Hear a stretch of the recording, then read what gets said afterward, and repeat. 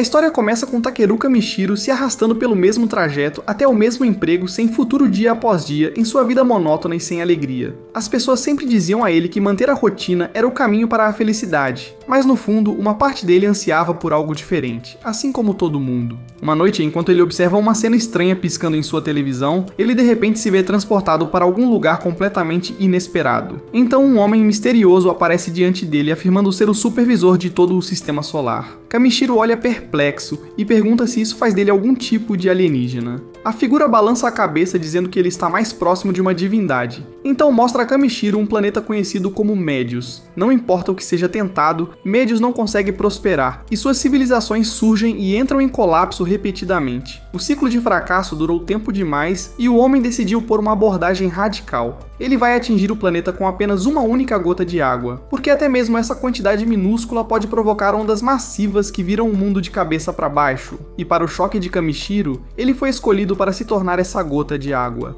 Kamishiro fica sobrecarregado com o peso desse dever, mas a divindade explica calmamente que ele não está mais vivo de qualquer forma. Se ele recusar, sua alma simplesmente desaparecerá no nada, mas para adoçar a escolha, a divindade lhe oferece habilidades e quaisquer poderes que ele desejar. Ele começa concedendo a Kamishiro magia e um suprimento infinito de mana, mas então ele para e pergunta o que mais Kamishiro quer para si mesmo. Imediatamente o medo de Kamishiro se transforma em empolgação. Ele declara que quer um harém fofo para acompanhá-lo nessa jornada. Para seu deleite, a divindade garante que ele vai conhecê-las eventualmente, então continua acumulando mais vantagens. Ele aprimora as habilidades de busca de Kamishiro, permite que ele ganhe dinheiro vendendo materiais coletados e lhe dá uma bolsa especial que pode guardar tudo que ele juntar. Ele também concede a ele compreensão universal de idiomas junto com resistências para fortalecer sua defesa. Em pouco tempo, a forma de Kamishiro começa a desaparecer e sua transferência está prestes a começar. A divindade pausa se perguntando em voz alta se ele poderia ter sobrecarregado Kamishiro com bênçãos demais, mas é tarde demais para desfazê-las. Ainda assim,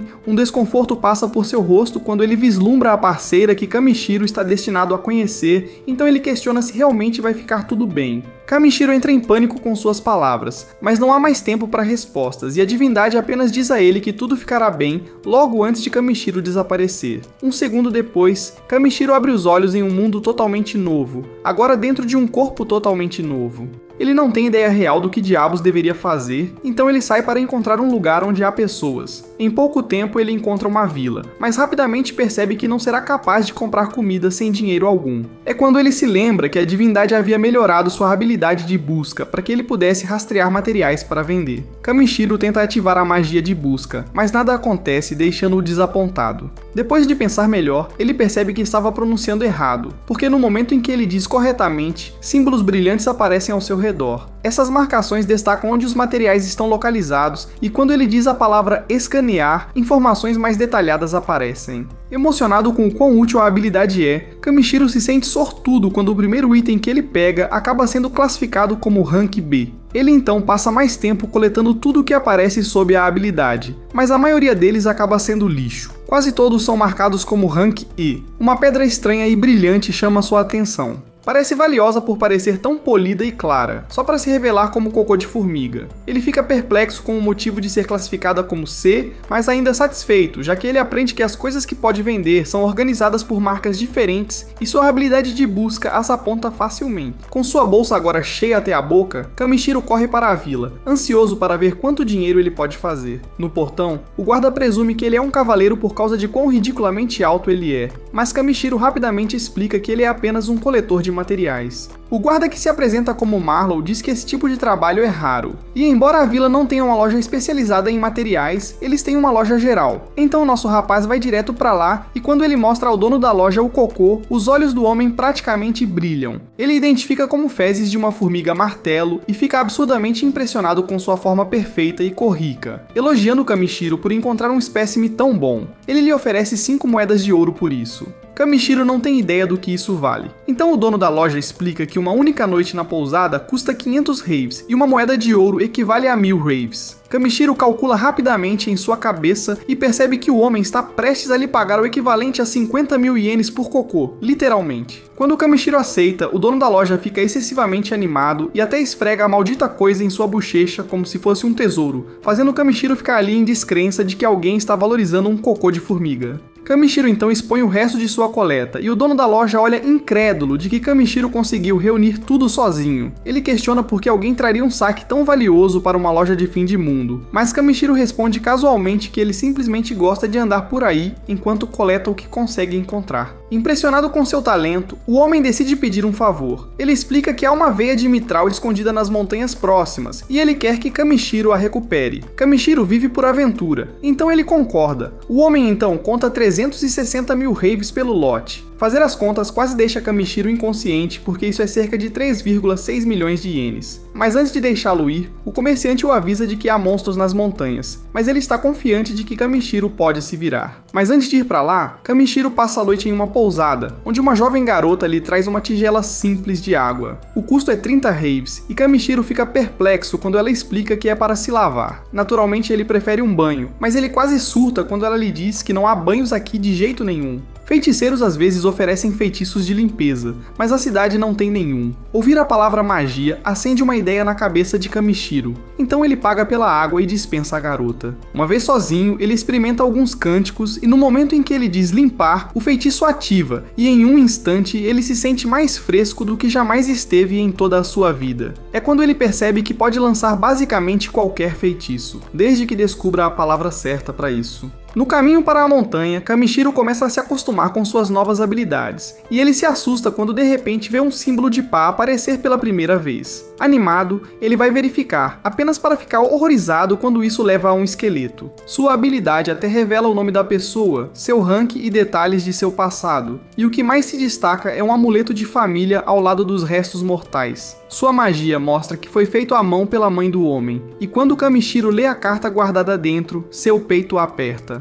É um bilhete sincero da irmã do homem implorando para ele não trabalhar demais. Sentindo que não pode simplesmente ir embora, Kamishiro cuidadosamente enterra o esqueleto antes de seguir para outra área. Lá ele cria uma barreira protetora, joga várias ervas que pegou mais cedo em uma tigela, adiciona tempero e finaliza com um pouco de carne. Quando ele toma um gole do ensopado, Kamishiro fica impressionado com o quão bom é o sabor. Rindo consigo mesmo, ele declara que ser jogado em outro mundo pode ser simplesmente a melhor coisa que já aconteceu com ele. Logo Kamishiro chega à Floresta dos Dragões Ancestrais, uma região mortal repleta de criaturas perigosas. Kamishiro então conjura um feitiço de luz para iluminar os símbolos ao seu redor, mas ele percebe que não há aura em lugar nenhum. Ele nem mesmo avista um único animal, e ele se pergunta se talvez seja porque ele fede muito. Kamishiro simplesmente aceita, já que isso significa que nada vai atacá-lo, e ele suspira aliviado quando a borda da floresta surge à vista. Infelizmente também acontece de ser o fim do chão sob ele, e Kamishiro despenca direto de um penhasco.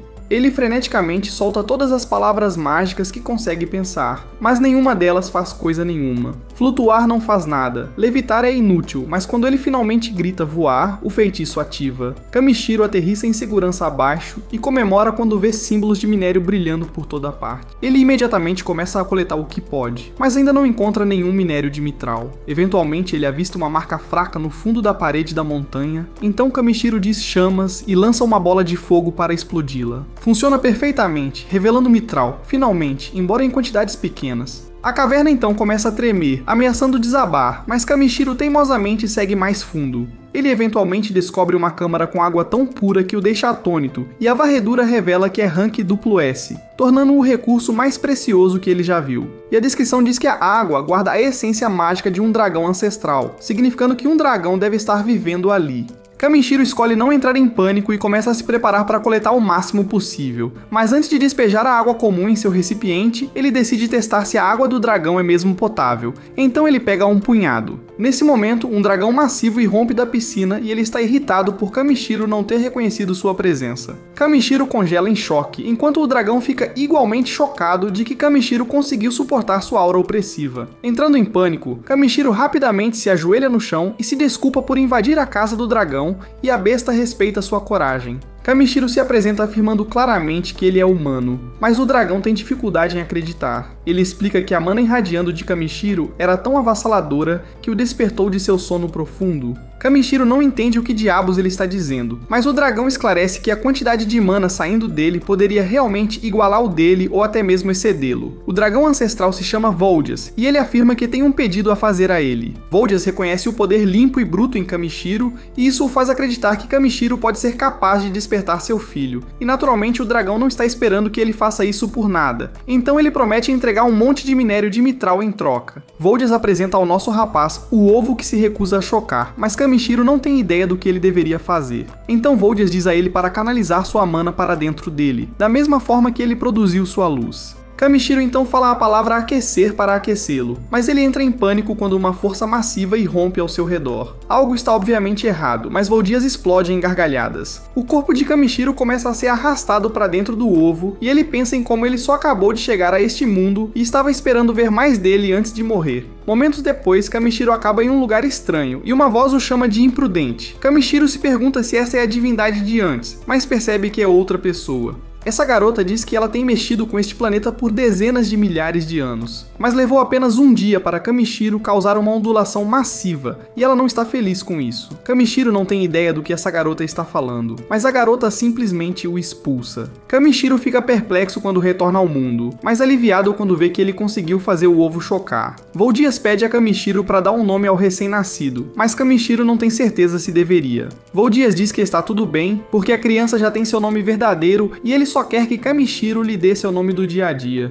Kamishiro concorda e batiza o bebê dragão de Bee, de Black. Então Voldias diz a B para vagar pelo mundo amplo o quanto ele desejar, e o filhote imediatamente se junta ao grupo de Kamishiro. Kamishiro nota que o pequeno acabou de nascer e questiona se é inteligente da parte de Voldias deixá-lo ir com um estranho como ele. Mas Voldias não está preocupado, e ele aponta que Kamishiro é mais forte do que ele, e se sente seguro em confiar seu filho aos seus cuidados. Voldias então entrega a recompensa de Kamishiro disparando um raio em sua bolsa mágica e então se despede. Kamishiro então pergunta formalmente a Bee se ele virá com ele em sua jornada de coleta e o pequeno dragão pia sua concordância. Kamishiro não poderia estar mais feliz, mas antes de partir, ele tira um momento para usar magia para limpar seu novo parceiro, porque o pequeno dragão esquisito fede muito. Depois de algum tempo, Takeru finalmente sai da caverna com Bee. O pequeno dragão zumbi alegremente pela floresta e Takeru rapidamente percebe que viajar à noite pode não ser a ideia mais brilhante que ele já teve. Com fome e cansado, ele decide acampar para passar a noite. Ele pega um frasco de água elemental mágica, lembrando-se de como Voldias conectou seu suprimento ao lago mágico para que pudesse sempre manter Bee alimentado. Bee bebe a água com pura alegria e imediatamente pede mais. Takeru o satisfaz, até que ele insiste em compartilhar, oferecendo a próxima xícara de volta para ele, então ele experimenta um pouco. Montando acampamento, Takeru coloca algumas pedras mágicas e conjura uma barreira ao redor deles. Ele se lembra de quão valiosas essas pedras são, pelo menos para todos os outros, já que ele pode simplesmente criá-las com sua própria mana. Ele as trata como isqueiros descartáveis. Ele até usa uma como fogão improvisado. Bee parece surpreso, observando os minerais mais raros do mundo serem usados para preparar o jantar. Ainda assim, Takeru prepara a mesma refeição de antes, bife e ensopado, mas de alguma forma nunca fica enjoado. Bee olha para a carne babando e Takeru hesita, preocupado que a biologia do dragão possa não lidar bem com o mal passado. Mas a curiosidade de Bee vence e o pequeno dragão queima a boca na primeira mordida. Com um suspiro, Takeru esfria a comida e alimenta Bee adequadamente. O bebê finalmente come em paz, cheio e contente. Observando Bee rolar preguiçosamente, Takeru se pergunta se sente falta do pai. A resposta de Bee, um abraço apertado, é toda a resposta que ele precisa. Verificando suas estatísticas por curiosidade, ele fica chocado. Esse bebê é absurdamente forte, com poderes elementais, rank alto, tudo. Ainda assim, ele se lembra de que, forte ou não, é apenas uma criança. Takeru avisa Bee para não fazer nada imprudente, mas ele já está dormindo no meio de sua palestra. Na manhã seguinte, Takeru escala uma montanha para alcançar a floresta novamente. O lugar parece sereno à luz do dia, nada como o pesadelo gelado que parecia antes. Enquanto Bee brinca, Takeru usa sua habilidade de busca para coletar ervas. Mas a paz não dura muito. Bee de repente corre de volta apavorado. O feitiço de busca confirma vários monstros por perto. Aparentemente, lavar o fedor da caverna também lavou seu cheiro repelente de monstros. Ainda assim, Takeru vê uma oportunidade de saque. Então um enorme falcão de pedra grita atrás dele. Uma visão intimidadora, embora comparado a Voldias, seja basicamente um pombo. Takeru avista suas asas carnudas e decide que a criatura vai virar almoço. O pássaro avança, Takeru se protege, dispara agulhas de gelo e um tiro. e assim ele vence. Em seguida, aparecem lobos serpentes. Takeru aumenta sua velocidade e desvia, depois endurece seu corpo e acerta a cabeça do monstro.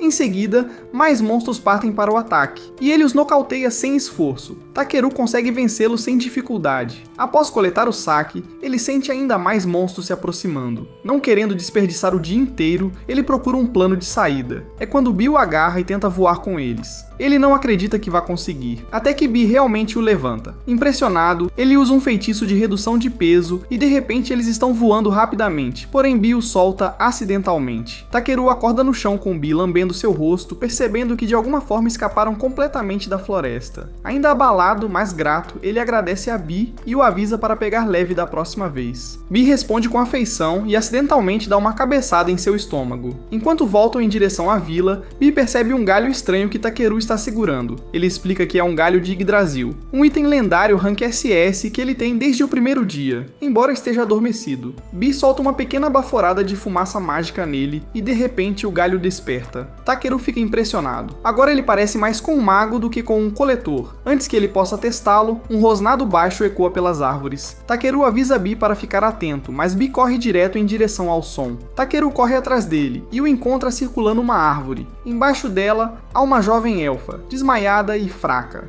Takeru se prepara para o perigo, mas o rosnado não era de um monstro, era do estômago dela. A elfa olha para cima e diz baixinho que não come há dias, então pede a ele um gole de água. Takeru coloca a mão na bolsa e pega um pouco de água fresca para a elfa. Ela bebe tudo de uma só vez. Quando termina, ela o agradece educadamente, mas admite que ainda está morrendo de fome. Lembrando-se do almoço que nunca terminou, Takeru lhe entrega um sanduíche. A garota não hesita nem por um segundo antes de devorá-lo, como se não tivesse visto comida em semanas. Enquanto ela elogia a refeição celestial, Takeru não pode deixar de encarar. Uma elfa agindo de forma nada élfica assim é a primeira vez. Ele suspira e lembra a ela que até pão velho teria um gosto divino quando se está morrendo de fome. A garota acena com a cabeça, alegando que acabou de recuperar sua vontade de viver, o que, dada sua performance, provavelmente é verdade. Curioso sobre como ela conseguiu acabar tão desesperada, Takeru aponta que a vila mais próxima não fica longe da floresta. Então, no meio da frase, ele sente um cheiro de algo desagradável e vem da elfa. Ele parece desapontado, murmurando que esperava que as elfas cheirassem a flores ou qualquer outra coisa parecida. A elfa imediatamente se ofende, e com razão. Depois agradece pela comida e sai correndo furiosa pela floresta. Quando ela se vai, Takeru balança a cabeça e retoma a coleta de materiais no caminho de casa. Mas em pouco tempo, Voldias o alerta sobre algo à frente, uma carruagem rolando pela estrada. Takeru percebe a criatura elegante puxando-a, um cavalo unicórnio rank E, uma visão rara. O motorista, um homem amigável chamado Porun, diminui a velocidade e grita, perguntando o que Takeru está fazendo na floresta sozinho. Takeru explica que está indo para a Vila Torme. Porun parece surpreso que ele esteja andando todo esse caminho, enquanto sua esposa e filhos espiam curiosamente de dentro da carruagem. Então Porun olha para o cajado de Takeru e pergunta se ele é um mago. Takeru ri disso dizendo que é apenas um coletor. Isso chama a atenção de Porun, aparentemente coletores são raros e respeitados. Quando Porun descobre que estão indo na mesma direção, ele oferece uma carona a Takeru. O rapaz hesita, dizendo que é grande demais para caber confortavelmente na carruagem. Os filhos de Porun acham isso hilário e começam a dar risadas, mas Porun insiste para ele ir de qualquer jeito. Relutantemente, Takeru sobe na parte de trás. Enquanto viajam, ele não pode deixar de se perguntar por que as crianças neste mundo parecem gostar tanto dele. Porun brinca sobre seu tamanho novamente e Takeru se desculpa por ocupar espaço, mas o homem ignora, dizendo que é certo ajudar um companheiro viajante. Takeru fica surpreso com o quão gentil e confiante a família parece, especialmente com crianças tão jovens em uma estrada tão perigosa. O filho de Porun, Caim, explica que se Takeru fosse perigoso, seu amuleto mágico teria os avisado. Takeru percebe o pequeno sino pendurado na carruagem, alimentado por uma pedra mágica brilhante. Ele mentalmente anota que provavelmente poderia fazer um ele mesmo. Finalmente, lembrando-se de suas maneiras, ele se apresenta adequadamente, e a esposa de Porun, Elisa, retribui o gesto com um sorriso. Assim que as coisas se acalmam, Bi começa a se mexer dentro da bolsa de Takeru. As crianças imediatamente notam o som e começam a fazer perguntas. Takeru tenta disfarçar, mas Porun o garante que está tudo bem, pois aventureiros mantêm monstros de estimação o tempo todo, então ele deixa Bee sair. Os olhos das crianças se iluminam enquanto Bee sai voando, e elas se aglomeram ao redor do pequeno dragão em admiração. Porun e Elisa parecem igualmente impressionados que Takeru conseguiu domar um dragão. Pensando rápido, Takeru diz que é apenas um dragão negro, nada de especial. Alguém pergunta se ele é um cavaleiro dragão, e ele explica que apenas encontrou o ovo e o chocou sozinho. Mais tarde naquela noite, eles param para descansar. Takeru monta uma barreira protetora usando suas pedras mágicas, e Porun parece visivelmente aliviado. Com monstros rondando por perto, ter uma parede mágica entre eles e a morte é sempre bom. Takeru garante que Bee vai ficar de guarda de qualquer forma por precaução. Pela primeira vez em dias, Takeru finalmente sente que está cercado por pessoas normais e decentes, mesmo que uma delas ainda cheire a fezes. Enquanto Elisa começa a se preparar para fazer o jantar, Takeru dá um passo à frente e se oferece para cuidar da culinária sozinho. Curiosos, eles observam enquanto ele tira um conjunto completo de cozinha de sua bolsa. As crianças suspiram, convencidas de que ele é algum tipo de mago. Takeru ri e explica que é apenas uma bolsa de armazenamento sem fundo, nada de mágico nisso. Takeru os convida a comer e as crianças mergulham primeiro, instantaneamente se apaixonando pelo sabor. Porun e Elisa comem em seguida, e Elisa não pode deixar de elogiar a culinária de Takeru. Porun, por outro lado, fica completamente em silêncio. Seus ombros começam a tremer e Elisa olha preocupada, perguntando se ele está bem. Então Porun olha para cima, com lágrimas escorrendo pelo rosto e grita que isso é comida de verdade, não as rações secas e sem sabor que ele tem mastigado há semanas. Takeru explode em gargalhadas com sua reação dramática, mas Porun insiste que Takeru deve ter usado algum tipo de magia alimentar secreta para fazer ter um gosto tão bom. As crianças dão risadas com as palhaçadas do pai e o acampamento se enche de risos até que os pratos de todos estejam limpos. Quando o jantar acaba, Porun pega um violão gasto e começa a tocar. Elisa se junta com uma voz suave e melódica que ecoa pela noite tranquila. Takeru senta por perto, brincando com as crianças e compartilhando o calor do momento. É simples, mas real, algo que ele não sentia há muito tempo. Enquanto a música toca, Takeru pensa em sua vida solitária na Terra, e agora sentado ali cercado por risos, luz do fogo e um bebê dragão roncando suavemente ao seu lado, ele percebe o quão grato está por este mundo novo e estranho. Quando a noite termina, ele coloca Bee em seu pequeno saco de dormir. O dragão já está roncando antes mesmo de ele terminar. Takeru se deita, olhando para as infinitas estrelas cintilantes acima. Pela primeira vez, o mundo parece pacífico. E aqui encerra o segundo episódio. Certifique-se de se inscrever para não perder o que acontece a seguir.